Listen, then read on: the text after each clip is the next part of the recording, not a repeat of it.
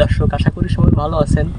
তো আসলে মন চায় ঘুরতে, আপনার আমার সবারই মন চায় ঘুরতে, কিন্তু আমরা কর্মজীবন কিংবা কেউর ফ্যামিলি, পরিবার, স্বজন কোনো না কোনো কারণে আসলে ঘুরতে পারি না। অনেকেই ঘুরতে পারি, অনেকে পারি না। তো মন চায় ঘুরতে, কিছু দেখাতে আপনাদের। তো আজকে এমন একটা জায়গায় চলে আসলাম। এই জায়গাটা হলো এমন একটা জায়গায় অবস্থিত, এটা হলো মোংলা থানার ভিতরে। এই জায়গাটা আসলে এই গ্রামটা এমন একটা জায়গায় অবস্থিত যে এই গ্রামের আশেপাশে কোনো হসপিটাল কিংবা গ্রামের লোকজনদের বাইরে যাওয়ার মতন কোনো ব্যবস্থাই নেই দর্শক।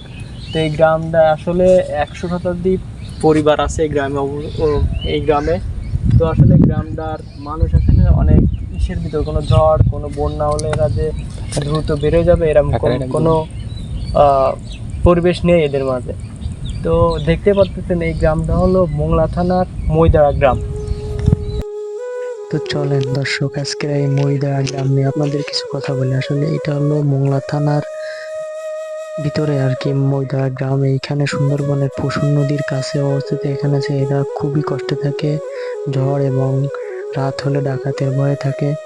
আসলে এই গ্রামটা নিয়ে আমরা আজকে এক মুরব্বীর কাছ থেকে বিস্তারিত জানাবো আপনাদের, শুনেন। তো দর্শক, আমার এই গ্রামের এক কাকার সাথে দেখা হলো। তো কাকার কাছ থেকে কিছু বিস্তারিত আপনারা জেনে নিন।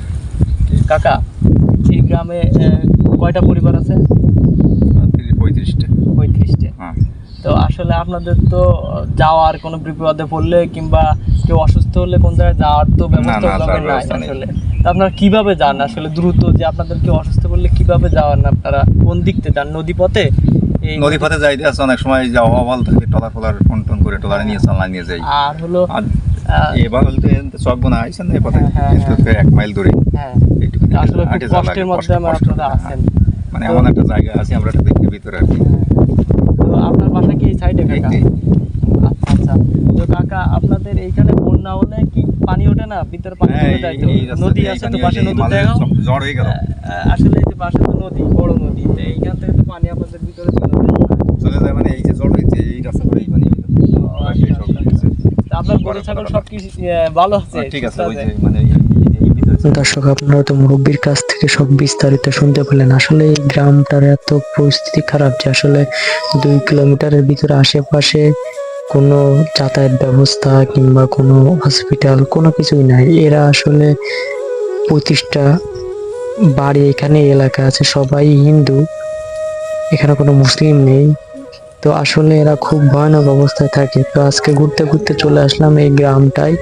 আসলে অনেক শুনছে এই গ্রামটার কথা, তাই আপনাদের মাঝে দেখাবো, এই জন্য দেখানোর জন্য চলে আসি এই গ্রামে। তো আপনারা চাইলে এই গ্রামে ঘুরে আসতে পারেন। তো সবাই ভালো থাকবেন, আল্লাহ হাফেজ।